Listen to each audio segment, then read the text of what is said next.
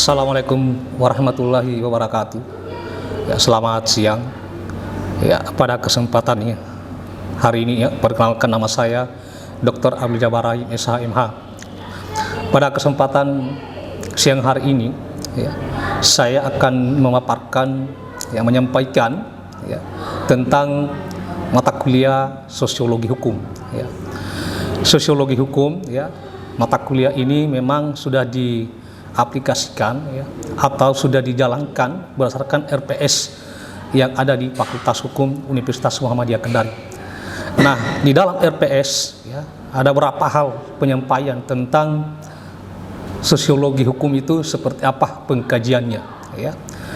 Di dalam pengkajiannya berdasarkan deskripsi yang ada bahwa mata kuliah sosiologi hukum ini memberikan suatu gambaran ya, atau hal yang penting ya, keterkaitan bagaimana pendekatannya untuk menciptakan suatu hukum ya, di mana kita lihat bahwa banyak persoalan-persoalan hukum yang ada di Indonesia yang tidak terselesaikan, sehingga mata kuliah sosiologi hukum ini ya, artinya bahwa diberikan kepada mahasiswa ya untuk dipelajari ya, dikaji ya mendalam, bahwa mata kuliah sosiologi hukum itu tidak lepas daripada mata kuliah ilmu hukum.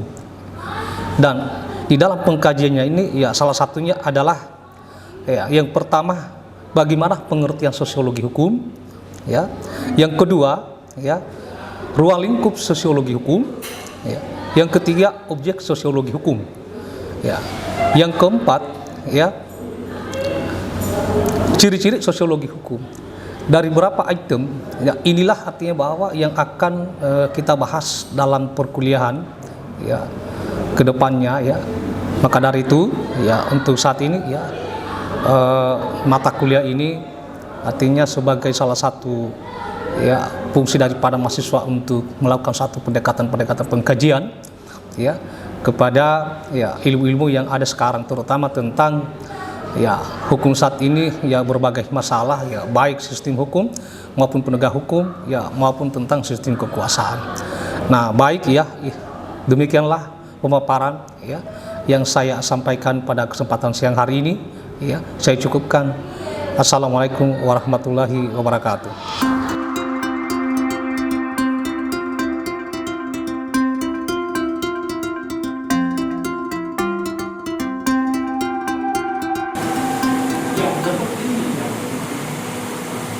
Dalam proses kajiannya, objeknya dalam kajian sosiologi ini melihat potensi ya, melihat bahwa di setiap kelompok sosial, kembali lagi dari kelompok sosial itu kan banyak kelompok sosial,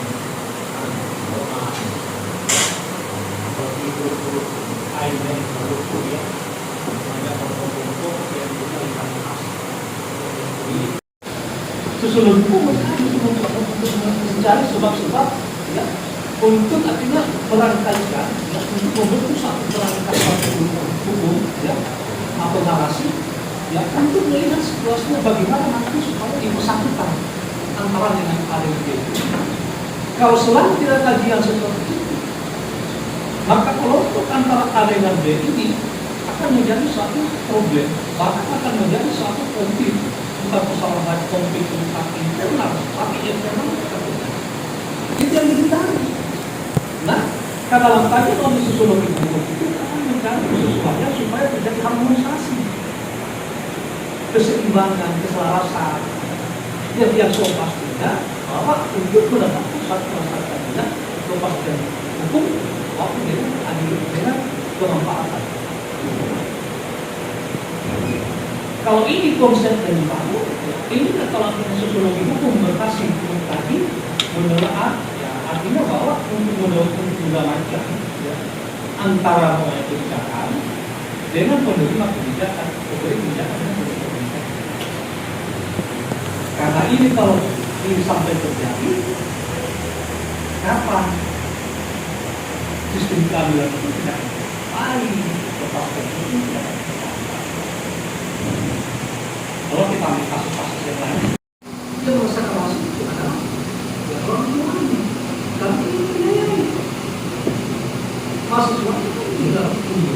bagaimana tapi orang tua sehingga ini yang menjadi satu makanya dalam kasus hukum ditanya apa yang dasar kedua pemerintah menaikkan tujuannya apa? Tujuannya apa? Ini berbicara soal sama umpamanya pemerintah menaikkan suatu menaikkan suatu harga BBM, menaikkan harga BBM, apalagi jadi soal subsidi, itu tujuannya sehingga tidak penting dan perbedaan sosiologi tidak dalam kajian tadi apa yang menjadi persoalan tapi dalam hukum dalam karena kalau sudah belum berarti sudah aturan kalau tidak masuk harus dipatuhi. Nah persoalannya ada masalah ada yang mematuhi ada yang tidak. Nah, jadi pertanyaan kita secara sosiologi itu yang menurut konsep narasi daripada kebijakan itu pasti harus memasukkan sama dengan namanya yang tidak mendukung dari kebijakan dia tidak mampu dengan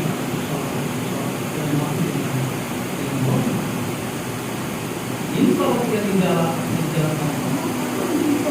yang menjadi masalah bagi masyarakat ya sebenarnya ada yang potensi satu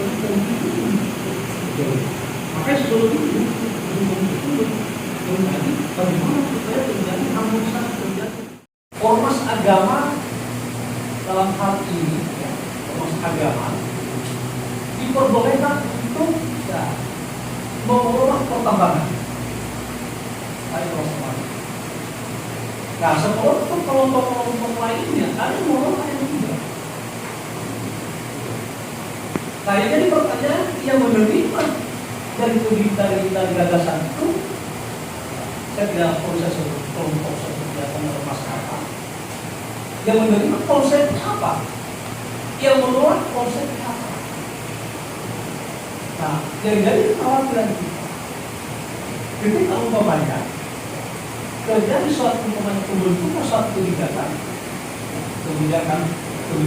hukum ya artinya sudah berlaku peraturan atau undang-undang tapi diperbolehkan ini akan menjadi satu masalah.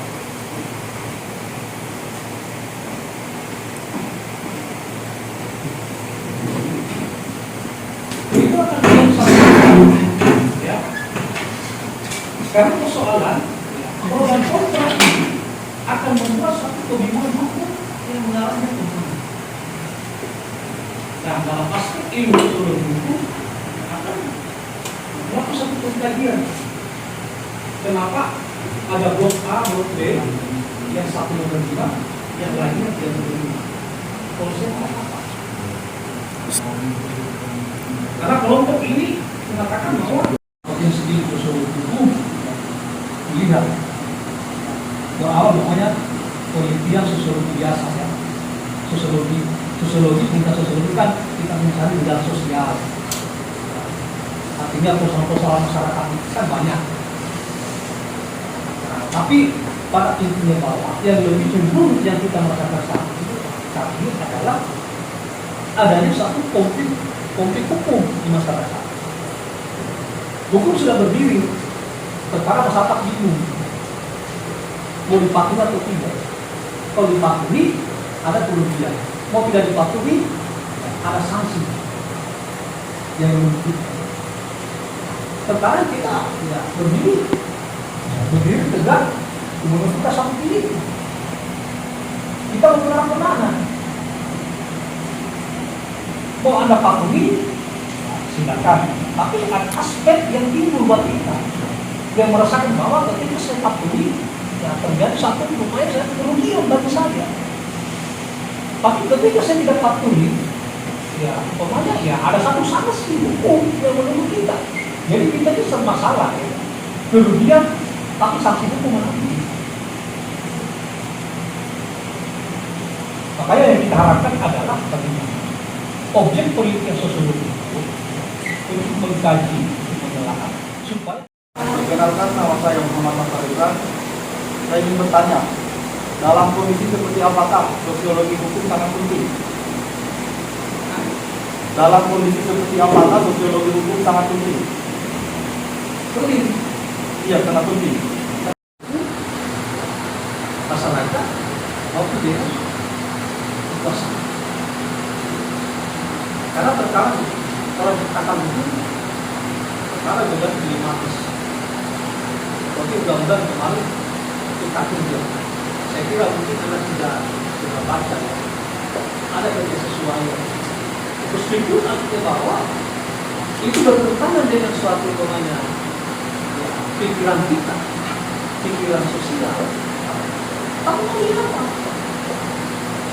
Ya, tetap jalankan. Anda tidak jalan, Anda mendapatkan satu sisi. Gitu. Nah inilah bukan satu kurikulum sosiologi. Kalau populasi masyarakat beberapa peristiwa yang ada di Indonesia dan 100%. Jadi yang menjalankan daripada rumah dari undang-undang yang jalankan hanya rumahnya 30%. Yang 60% itu di mana? Apakah tetap tidak menjalankan? Ya, atau memang tidak begitu saja? Nah, politik sosiologi hukum itu lagi dari 60%-nya ini tanya dulu, kenapa Anda tidak menjalankan atau masuknya ke dalam? Dan itu sangat penting. Kalau sudah situasi dalam kondisi yang sangat penting, yang memang sifatnya bahwa kalau dilanjutkan satu kebijakan konfliknya itu sejauh mana yang terjadi, atau bahwa penelitian sosiologi menilai bahwa jangan dibiarkan ya, menjadi suatu namanya bola panas ya, di dalam hal selesaikan. Seperti namanya di dalam kajian dalam undang-undang KPK, ya, undang-undang tidak pidana korupsi. Itu kan banyak sekali perdebatan. Bahkan banyak sering terjadi, Bapak sampaikan bahwa adanya unsur politik di dalam. Kalau kita mengkaji secara politik, ya mungkin akan sejauh politik. Tapi kalau mengkaji secara hukum, ya ini kita bisa menemukan kenapa ini potensi sampai terjadi bahwa kenapa setiap namanya pesta demokrasi, pesta pilkada, ya gitu ya. Terkadang bahwa KPK ini selalu masuk dalam ruang ranah politik ke dalamnya. Kita isu. Apakah ini memang penegakan hukum itu profesional atau tidak? Atau memang penegak hukum artinya bahwa sifatnya akan mendekati tentang persoalan politik juga. Jadi penegak hukum politik, ya mana yang namanya penegak hukum yang politik profesional. Kita isi. Hasilnya masuk politik dan kajian sosiologi masyarakat. Apakah masih mempercayai lembaganya atau tidak? Begitu. Kenapa umpamanya KPK selalu muncul setiap pilkada, setiap pilpres, ya, setiap pesta demokrasi muncul tiba-tiba. Kenapa aku menunjukkan satu ketajaman. Ini menjadi polemik di masyarakat. Nah ini kondisi lah, sehingga masuklah politik sosiologi masuk ke dalam. Sesungguhnya apakah itu kebenaran atau tidak?